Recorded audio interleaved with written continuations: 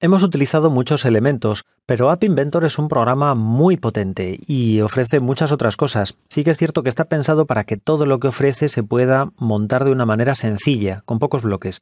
Pero también es cierto que tenemos enorme cantidad de ellos. Por ejemplo, una cosa con la que no hemos trabajado todavía es con las estructuras de control un poco más complejas. Por ejemplo, podemos hacer bucles para que se vayan recorriendo todos los elementos de una lista. Y entonces que para cada uno de ellos vaya haciendo la ejecución de un código, que por ejemplo podría ser que se fuese añadiendo un texto a algún sitio o que se hiciese un envío de mensaje a cada uno de esos elementos, por ejemplo. Además también tenemos bucles que realizan ejecución de código permanentemente, por ejemplo, mientras comprobar. Esto sirve para que aquí podría añadir una comprobación, por ejemplo, mientras se esté tocando un elemento, por ejemplo, o mientras la aceleración sea de determinado tipo, pues que entonces haga cosas. Con eso conseguimos bucles que van a ser infinitos mientras se cumpla esa condición. Vamos a tener también otras formas de abrir ventanas. Vamos a tener trabajo con lógica más complicado que el que hemos utilizado, porque no solamente tenemos y o. Además de ese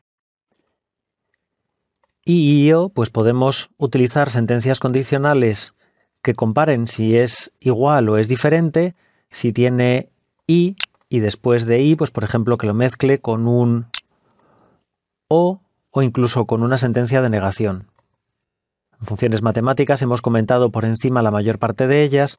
En funciones de texto también, pues tenemos formas de trabajar con los textos, o sea, de partirlo en trozos o de unirlo y de hacer búsquedas sobre el texto en concreto.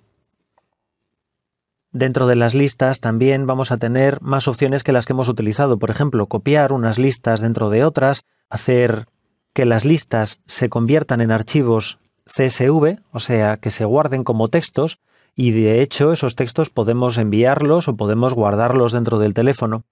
También podremos trabajar con colores, y de hecho podemos crear nuevos colores utilizando sus componentes RGB, o sea, rojo, verde y azul.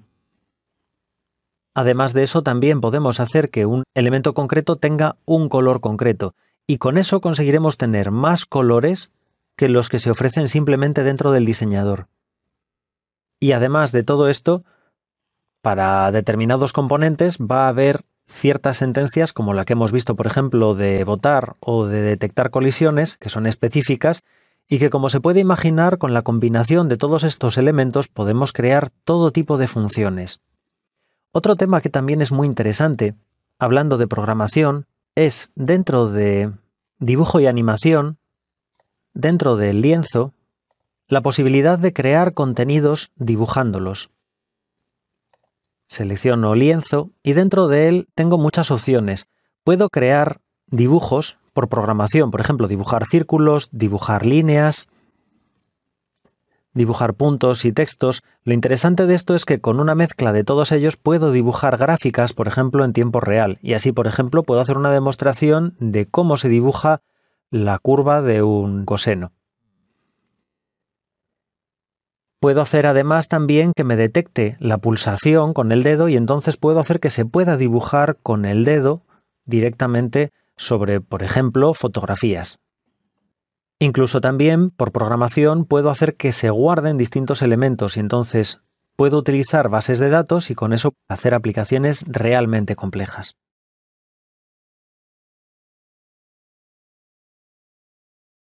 Y además de todos esos elementos de programación, también voy a tener muchos otros elementos que todavía no hemos visto. Por ejemplo, dentro de sensores hemos utilizado el acelerómetro y el reloj, pero por ejemplo podemos leer códigos de barras. Podemos hacer una aplicación que me lea el código de barras y con interfaz de usuario con el visor web hacer que abra dentro de ese visor web ese elemento en concreto, por poner un ejemplo. Podemos también utilizar algunos sensores un poco especiales, como por ejemplo el sensor de proximidad para medir distancias o el sensor de ubicación para que me devuelva una posición concreta y también, de nuevo, puedo abrir en la interfaz web la posición dentro de Google Maps, por ejemplo, y así pues podría hacer que dentro de una aplicación mía me surjan mapas, incluso con elementos colocados dependiendo de la geolocalización de mi teléfono. En almacenamiento tengo también elementos muy interesantes. Tengo la posibilidad de guardar archivos. Tengo este componente archivo. Tengo también la posibilidad de guardar dentro de la base de datos interna del WebView, o sea, del navegador, datos concretos, o sea, variables, pares de un valor, un nombre. Y eso me va a servir para guardar cosas simples, como por ejemplo el número de puntos en una partida. Y cuando quiero guardar muchos datos, pues también tengo la posibilidad de trabajar con TinyBD, o sea, con una base de datos real, en la cual puedo guardar distintos registros que pueden tener varios valores. Y con eso, por ejemplo, podría hacer cosas como una agenda. Otra cosa muy interesante también es la posibilidad de poderme conectar a través del cliente Bluetooth. Puedo hacer que uno de los teléfonos funcione como servidor Bluetooth, que otro funcione como cliente y entonces que envíe datos a ese servidor y que los distribuya. Eso es muy interesante, por ejemplo, para hacer juegos en los que los dos teléfonos estando colocados cerca, con el Bluetooth activado, permitan detectar lo que está haciendo cada uno de los oponentes. El funcionamiento es muy básico. Yo simplemente necesito recuperar el número de dispositivos conectados mediante Bluetooth, selecciono el que sea, y a partir de ahí ya simplemente se trata de enviar mensajes. Como estamos viendo, la combinación de todos estos elementos, algunos muy simples, algunos muy complejos, nos van a permitir crear una amplia gama de aplicaciones de todo tipo.